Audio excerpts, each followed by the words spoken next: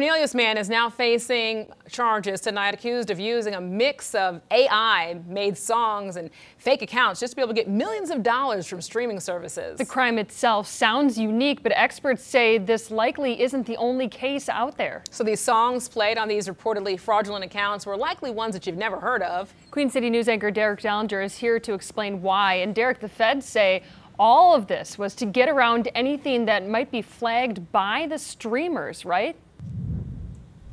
Yes. In fact, the feds say that those fraudulent accounts, sometimes around 1,000 in all, sometimes as much as 10,000, they would listen to these AI songs that this man, this suspect, Michael Smith, reportedly had the rights to. Not only is this all against the terms of service, it's also considered fraud as well. It's also considered wire fraud and money laundering, which is also the charges he's also facing. In this brave new world, and with such things in it, there's always those who will use the advances of that world for the greater good, but also those who will use it for their own benefit. Prosecutors say a Cornelius man, Michael Smith, was the latter. Neighbors who did not want to go on camera say they saw the raid here Wednesday and Smith's arrest.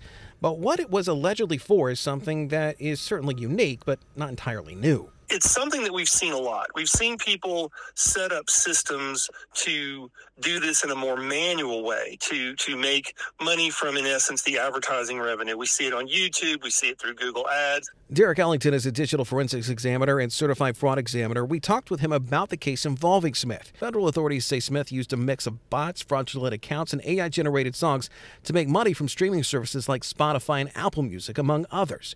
The indictment against him indicates the bots were part of those fraudulent accounts and would make the clicks for the AI songs, and prosecutors say there were hundreds of thousands of songs, all of it eventually resulting in money for Smith. What makes this case so unique is AI tools allowed him to do this at an exponential level that could not have been done before manually. The feds say it was estimated at around $1.2 million a year for about 7 years. The new tools that have come along that have allowed people to now create music, they can exploit the business model that has been there for a long, long time. Dr. Darren Hodges is with Appalachian State. He says programs like this are easy to make, but likely not a good idea. However, there are increasing advances in tech that are making it that much harder to track. And I think a lot of people believe that things like this shouldn't be able to happen because you're being monitored all the time, but in reality, it's really bot on bot here. Federal authorities noted that it's one thing if all those accounts were playing just a handful of songs. It would have been easier to track.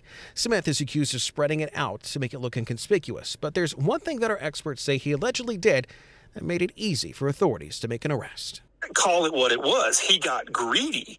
And, one of the things we see with criminals is over time, the more they steal, sort of the more arrogant, if you will, the more greedy they get. And our experts actually tell us if this wasn't done on such a large scale, he probably likely would have gotten away with it. Now, Smith is facing 3 separate charges: conspiracy to commit wire fraud, as well as money laundering. There are a number of other co-conspirators that are involved here as well, at least according to the indictment. There's no clear word on the charges that they are facing, though. By the way, he's being charged out of the Southern District of New York, and there's no indication yet on any extradition, at least so far from what we've seen. We'll let you know any updates as we get them. Meantime, we are live in Cornelius. Derek Dallinger, Queen City News.